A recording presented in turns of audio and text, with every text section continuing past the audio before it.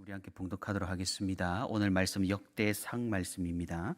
역대상 4장 9절과 10절 말씀 한 목소리로 우리 다 같이 합독하도록 하겠습니다. 자, 9절입니다. 시작. 야베스는 그의 형제보다 귀중한 자라.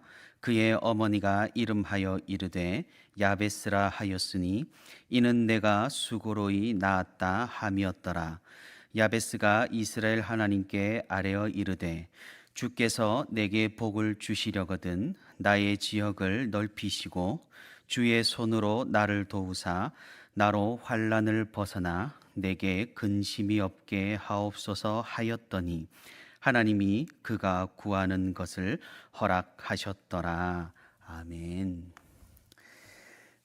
네, 오늘도 이렇게 새벽의 시간에 하나님과 동행하기 위해 새벽기도에 자리에 나온 우리 모든 성도 여러분 진심으로 환영하고 또 축복합니다.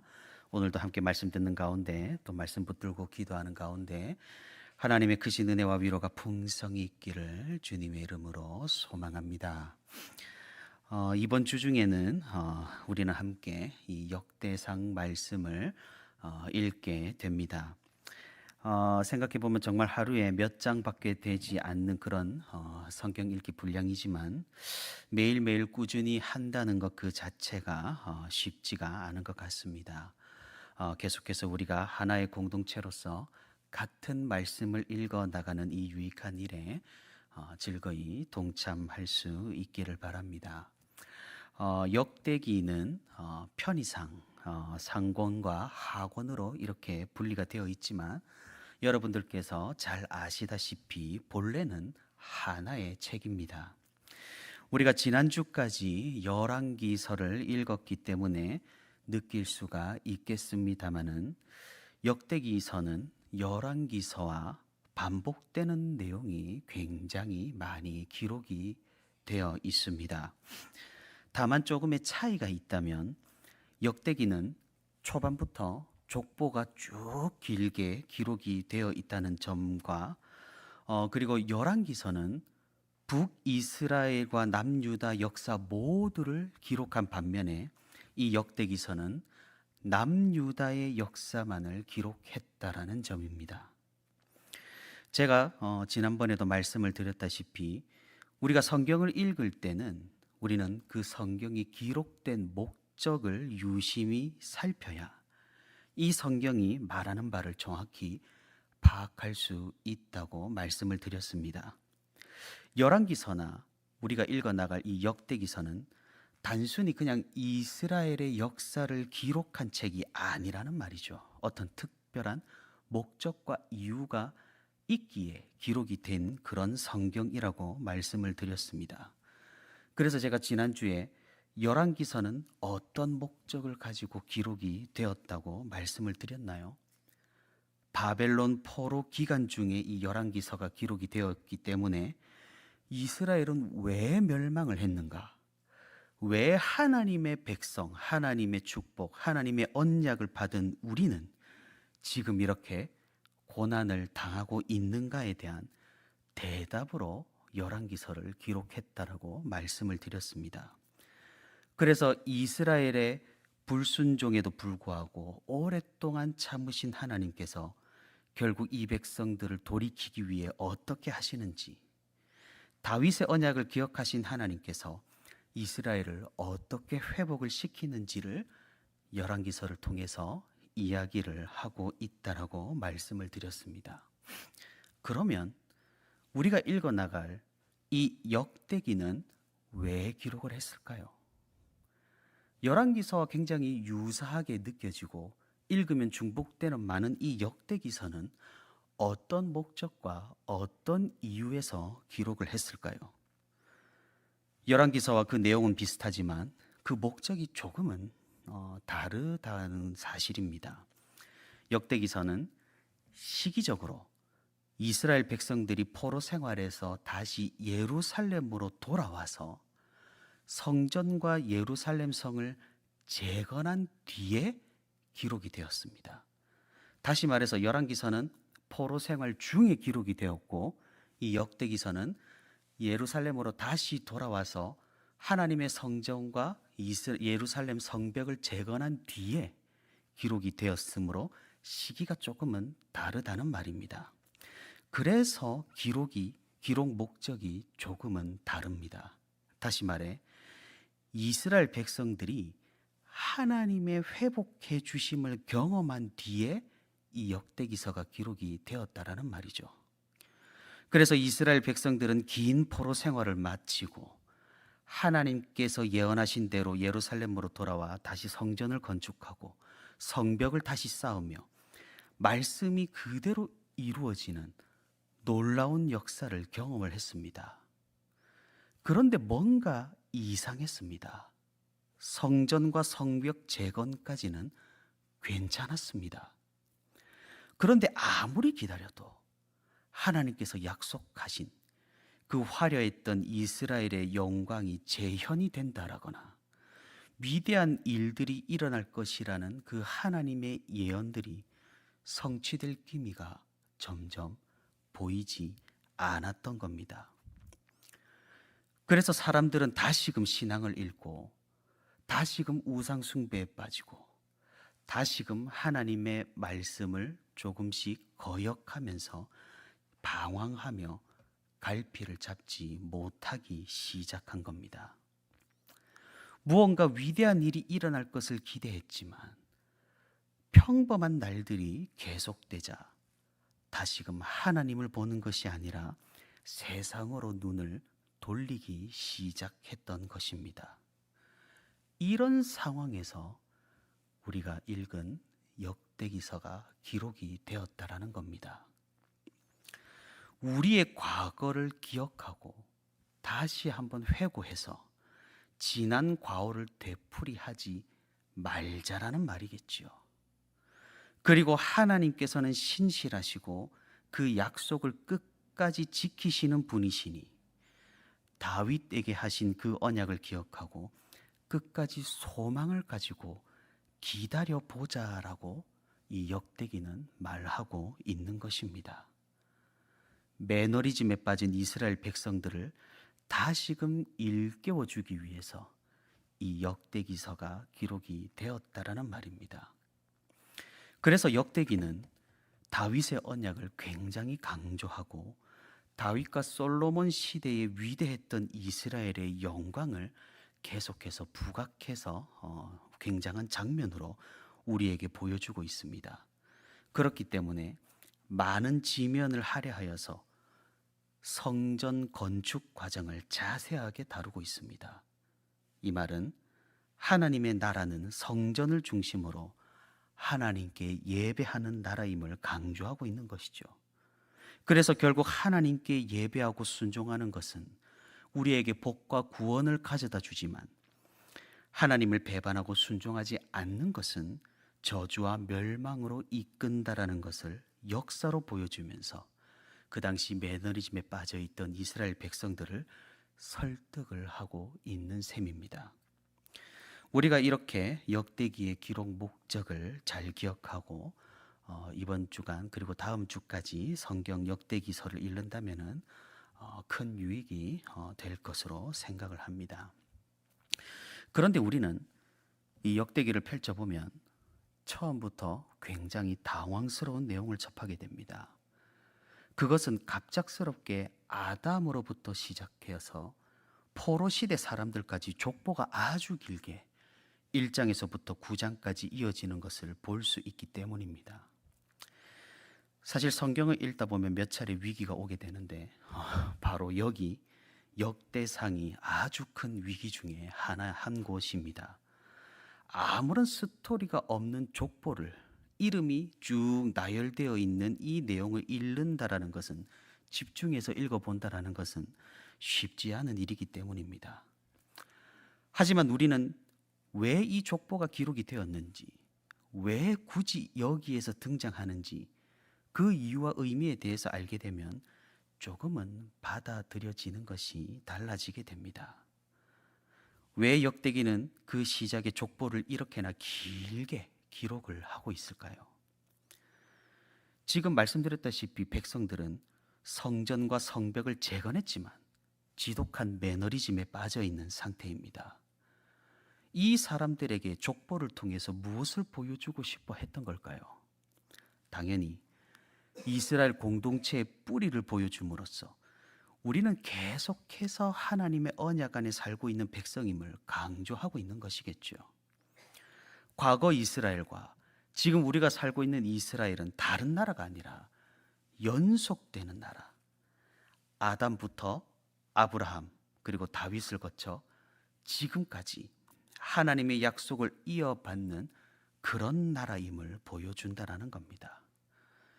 그걸 보여주기 위해서 이렇게 족보를 길게 기록하고 있으며, 당시 사람들은 이 기록을 공유하면서 자신이 어디에 속해 있는지, 어떤 약속을 받은 백성인지를 자각하고 다시금 하나님을 예배하는 삶으로 영광을 기대하는 그 소망을 가질 수 있게 된다라는 겁니다.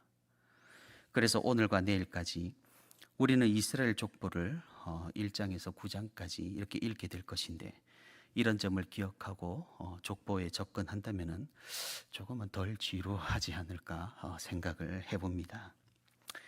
이런 족보의 내용 중에서 우리는 유다 지파 족보 일부를 오늘 본문으로 함께 읽었습니다. 지파 족보의 시작이 유다 지파라는 것은 굉장히 큰 의미가 있겠죠. 다윗이 유다 지파인 점과 무관하지 않다라는 이야기입니다. 그리고 우리는 성경 전체적인 관점으로 예수 그리스도께서도 이 유다 지파에서 나셨다라는 것도 기억을 해봐야 할 겁니다. 유다 지파의 족보 내용에는 읽어본다면 개인의 역사도 종종 담아내고, 짤막하지만 담아내고 있는 것을 읽어볼 수가 있습니다. 그중 우리는 아주 유명한 야베스에 대한 개인의 역사를 함께 읽은 겁니다. 한때 우리가 오늘 읽은 이 본문을 가지고 야베스의 축복이 한국 교회에서 크게 유행한 적이 있었습니다. 제 기억에도 이렇게 성도들 집에 신방을 가게 되면 을에 이 구절을 적어 놓은 액자를 많이 걸어둘 정도로 사람들은 이 축복의 말씀을 아주 좋아했습니다.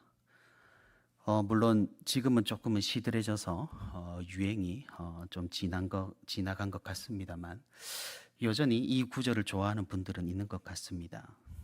그런데 사랑하는 성도 여러분, 왜 사람들은 이 본문의 말씀을 그렇게 좋아라 했던 것일까요? 그리고 아직도 여전히 좋아하고 있는 것일까요? 아마도 하나님의 복을 받는 내용이 기록이 되어 있고, 또 근심이 없고 환난을 벗어난 삶을 살고 싶은 마음이 잘 반영이 되어서 그랬던 것 같습니다. 하지만 우리는 조금은 이 본문을 다르게 잘 살펴봐야 합니다. 우리가 여태까지 역대기의 기록 목적과 그리고 왜 족보를 이렇게 길게 이야기하는지를 살펴보았으니, 그 내용을 토대로 오늘 본문의 말씀을 보아야 한다는 것이죠. 사실 족보 중간에 짤막한 내용일 뿐이라 우리는 이 야베스가 누구인지, 어떠한 사람인지 전혀 알 길은 없습니다. 그래서 오늘 본문 9절에서 이 야베스 이름의 기원에 대해서 이야기를 해주는 걸 읽어볼 수가 있습니다. 그의 어머니가 수고로 낳았다고 하여서 이름을 야베스라고 지었답니다. 히브리어 중에 수고를 뜻하는 말로 에체브라는 단어가 있습니다. 아마도 야베스가 이 에체브와 연관이 지어서 이름을 지어지지 않았을까라고 성경학자들은 해석을 하고 있습니다. 아무튼 이 야베스는 한 성읍을 책임지는 지도자적인 인물이었고, 그렇기에 족보에 이렇게 기록이 되었던 것이죠. 그리고 오늘 우리가 읽은 10절에서는 이 야베스가 어떤 삶을 살았는지를 짤막하게 이야기하고 있습니다. 흥미로운 것은 이 야베스가 수고, 고생을 의미하는 단어와 연관이 있는데, 이름이 그 이름답게 기도의 내용 또한 비슷하다라는 겁니다. 야베스는 자신의 지역을 넓혀주시고 하나님께 환난을 벗어나고 근심이 없게 해달라고 기도를 했습니다. 한 성읍의 지도자로서 할 만한 그런 기도의 내용입니다. 그리고 하나님께서는 이 야베스의 기도를 들어주시고 구한 것을 허락하셨다라고 말씀하면서 이 짤막한 야베스의 역사를 끝이 나게 됩니다. 사실 우리가 매력을 느끼는 것은 바로 이 부분입니다. 야베스가 구한 내용과 하나님께서 허락하셨다라는 사실입니다. 그래서인지 조금은 기복적인 욕망을 담아서 이 구절을 해석하고 사람들이 즐겨 찾는 것인지도 모르겠습니다. 하지만 우리가 그렇게 생각하는 것과는 다르게 역대기는 이 구절에서 다른 것을 이야기하고 있다라는 사실입니다. 역대기가 왜 기록이 되었다고 말씀드렸습니까? 매너리즘에 빠진 백성들에게 하나님을 예배하는 마음을 회복시키고 다시금 하나님을 바라보는 소망 가운데 언약을 기억하는 백성이 되게 하려고 기록이 되었습니다. 이런 큰 흐름에서 오늘 본문을 다시 살펴본다면 우리는 이 축복의 내용보다는 야베스가 기도했다라는 사실과 그리고 그 기도에 대해서 응답해 주신 하나님을 볼 수 있어야 한다라는 말입니다. 무슨 말입니까? 사실 우리는 야베스와 같은 복을 받기를 바라면서 기도하지 않는 경우가 많다라는 것이죠. 하나님의 뜻을 물어보지 않고 아주 막연하게 축복을 기대하고 바라고 원하는 경우가 많다라는 사실입니다.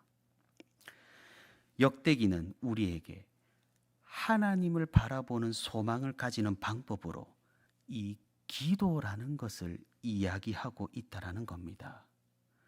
그렇기에 야베스가 어떤 뜻을 가지고 하나님께 구하였더니 하나님께서는 그 뜻을 굽어 살피고 이 기도를 들어주셨다라는 기록을 남기게 된 것이죠. 이것은 단순하게 하나님께서 야베스에게 지경을 넓히는 축복을 주셨고 야베스는 평생 환난과 근심이 없게 살았다라는 그런 내용이 아니라는 말입니다.